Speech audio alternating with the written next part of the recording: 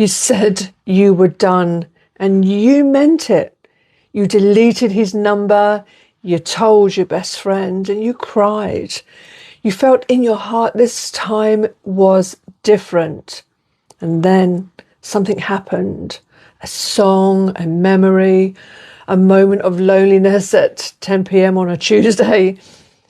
And before you even fully decided to, you were back messaging him or answering when he messaged you. And now you're here wondering, what is wrong with me? Nothing is wrong with you, but something is keeping you there. And today we're going to talk about what that actually is. So here's how the cycle usually goes. Things get bad, really bad. Maybe there's an argument or a silence that goes on for too long, or he does something that makes you feel small and diminished, and you leave mentally or physically. You're done. But then the pain of missing him starts to compete with the pain of what he did, and missing him is a feeling you understand. It's familiar. The grief of being without him feels bigger than the hurt of being with him. So you go back, and for a while it's actually good. He's different, you're different. There's that warmth again, that connection, that version of him you fell for initially, until it isn't, until the cycle starts again. And each time it gets a little harder to leave, and a little easier to convince yourself that the good parts are worth the bad parts, and a little more of yourself gets left behind. Now, the psychology behind this. What I just described has a name, and it's called a trauma bond. And I want to be careful with that term because it gets thrown around a lot.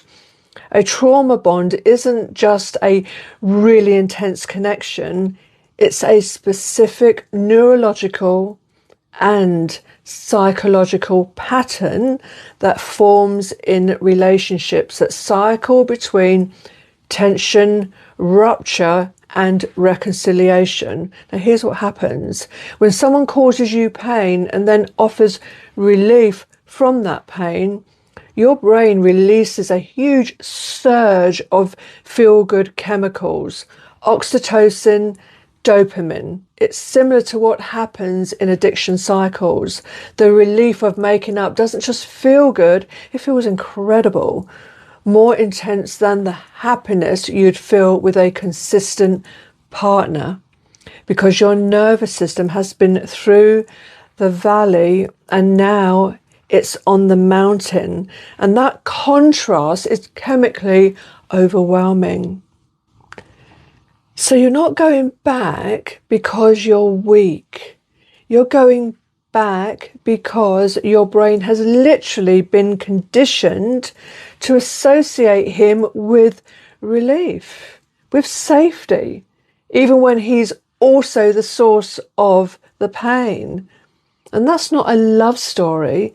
That's a survival response. So why does this happen to some people more than others? A few things are usually at play. One, the fear of being alone, not just loneliness, but a deep, older fear that you are not someone who gets to be loved consistently. That this relationship, as painful as it is evidence that someone chose you.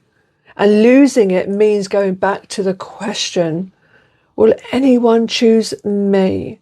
And two, what I call loyalty to the potential. You're not going back to who he is, you're going back to who he could be, who he was in those good moments. You've invested so much time, so much of your body, your hope, and leaving means accepting that investment won't pay off. That's the sunk cost, and it's one of the most powerful psychological traps there is. And 3, if the pattern of rupture and repair was present in your childhood, with a parent who was sometimes loving and sometimes cold, sometimes there and sometimes gone, or not there at all, then this cycle doesn't just feel familiar, it feels like love, because to you it was love, the only version of love you knew. Now, this is the shift. Step 1, the bond. The first step is simply understanding that what you're feeling is not just love, it's a bond formed in pain and relief. That doesn't mean your feelings aren't real, but it means the intensity of them is not a measure of how right this person is for you. Intensity and compatibility are not the same thing.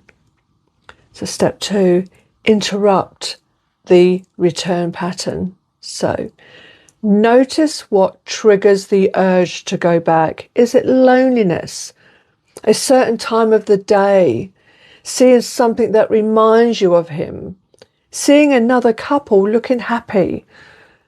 When you identify the trigger, you create a window between the feeling and the action. You don't have to be strong enough to never miss him. You just have to be able to pause long enough to ask, am I going back to him or am I running from this feeling? And step 3, grieve the relationship you wanted. Here's the thing nobody talks about.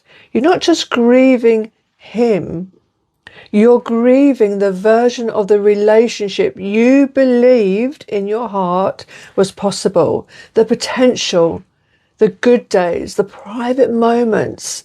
That grief is real and it deserves to be felt, but you can't grieve what you keep going back to. At some point, you have to let the hope die so the healing can start. You don't go back because you're weak. You go back because something in you is still trying to get a different ending.